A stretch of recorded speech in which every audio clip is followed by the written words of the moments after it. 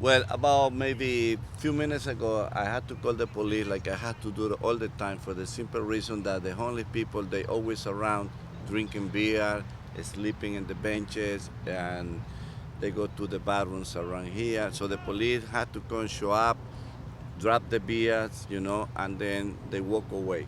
And sometimes they go by the bathrooms, and it's danger for the simple reason that sometimes we got, as you see here, we got 9-year-olds, 10-year-olds, and maybe one of the homeless guys can go inside a bathroom, and in 30 seconds he can hurt somebody, you know.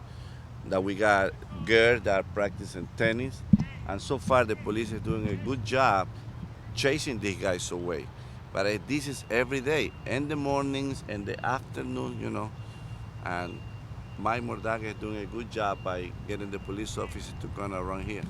Do you hear often from the people who live around here or use the park about this? Yes. From the tennis players to pedestrians to the soccer players.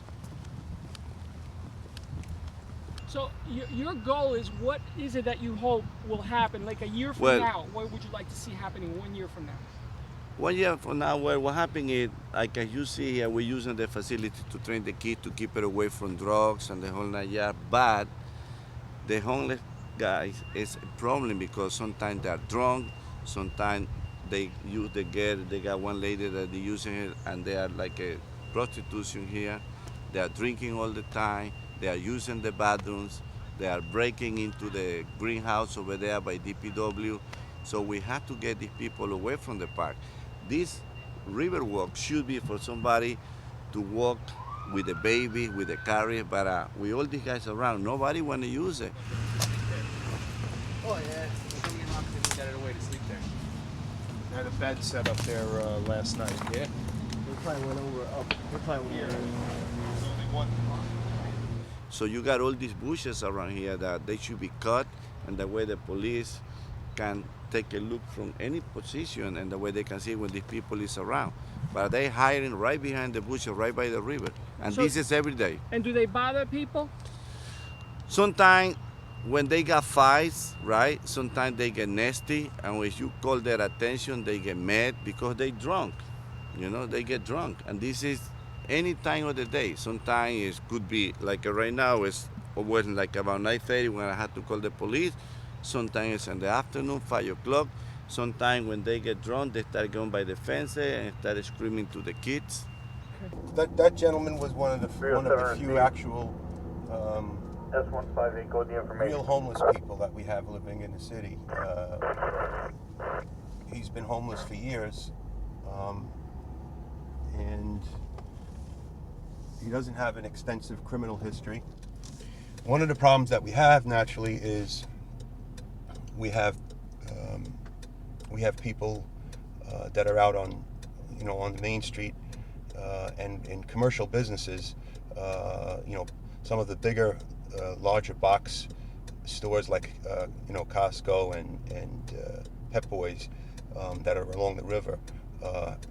Some of our businesses have problems with these people coming in and panhandling, asking people for money, and on some occasions it turns from asking to money to stealing, to breaking into vehicles. So that's one of the issues that we're dealing with on a daily basis here. My name is John. I come down, I love fishing, and I love to come down here because it's nice and cool. But I've been coming down here for about the last 10 years. But it's just relaxing to be in this area where nobody bothers you. And I thank God that, I'm able to come around to a place like this here where you can relax and meet people. I've met plenty of the homeless people down in this area. Some are nice and some are just like everywhere else. Everywhere you go, you find some people that are not right. So as far as some of them, I know some of them are not right, but I'm sorry that they're homeless because it could be any of us. So I don't look down on homeless people. I try to help them out. I have given them bicycles and stuff, fishing poles. They come down here to let them fish. So we try to help one another. You tell me where are you from? And I'm from Paterson, New Jersey. Okay.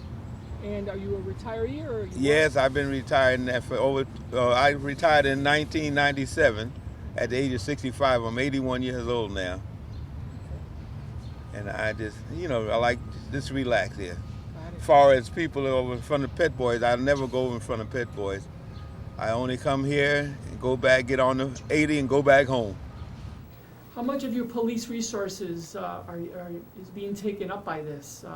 And I mean, that you would perhaps rather be devoting to other purposes?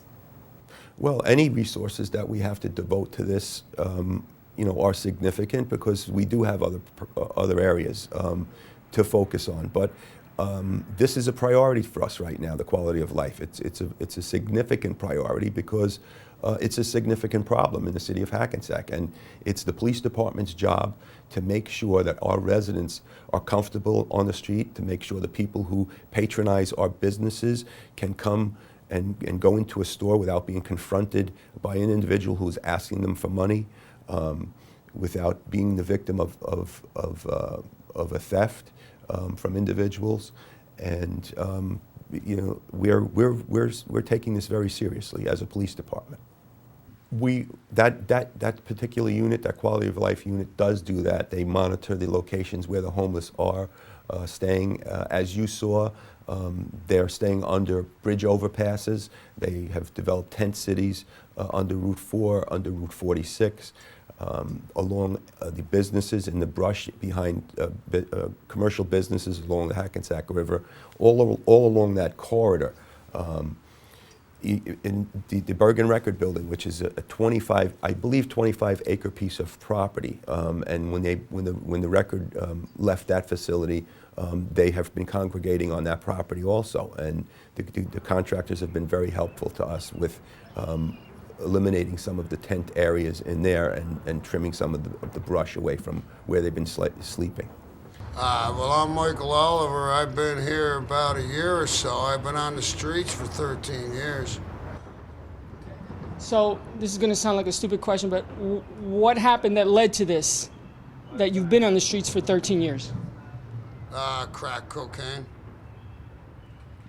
How long have you been doing that, or how long were you doing that, and did it result in arrest? It cost me everything. I stopped doing that in 1999, and I got down here in 2000. So you're saying you haven't done drugs since 1999? That's exactly right. Okay. And what has happened that, have you been able to get services, go to a shelter? Have you been The shelter sucks. The service is low because you gotta have a residence. I can't get a residence without help. I got my boss who keeps me alive. And well, that's pretty much that. I've had the same job since I came here in 2000. And what is that? What is your job? I'm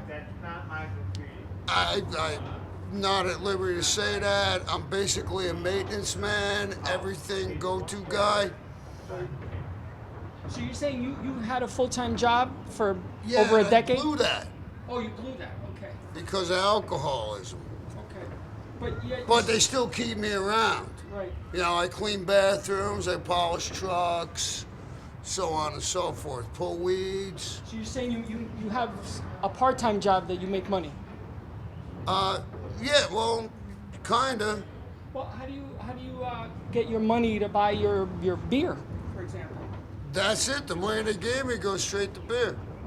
Yeah, we do have a problem with that also, where we have some unoccupied homes within the city that the homeless have entered.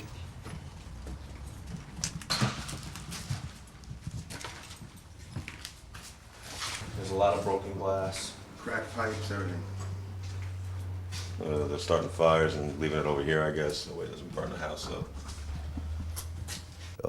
They've been secured by the fire department, and in the middle of the night they go in and they break in and they re-enter, and there's drug use in there and alcohol consumption.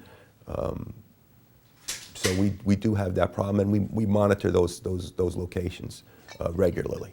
Is there significant problem with street level drug dealing? And is there anything you can do about, say, liquor store owners not selling to people who come in drunk or who are looking like they shouldn't be using alcohol? Well, there's really not much we can do about a liquor store not selling liquor to someone who's got a drinking problem. I mean, that's the purpose of their business, I guess, is to make money selling liquor. So I don't know how we can control a liquor store from selling anybody liquor.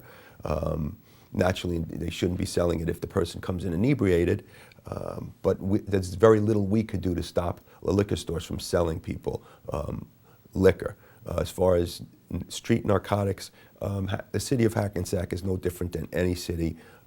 We've always had an issue with street narcotics, and we've always had a very strict enforcement method with the narcotics division. We work closely with the county, the prosecutor's office.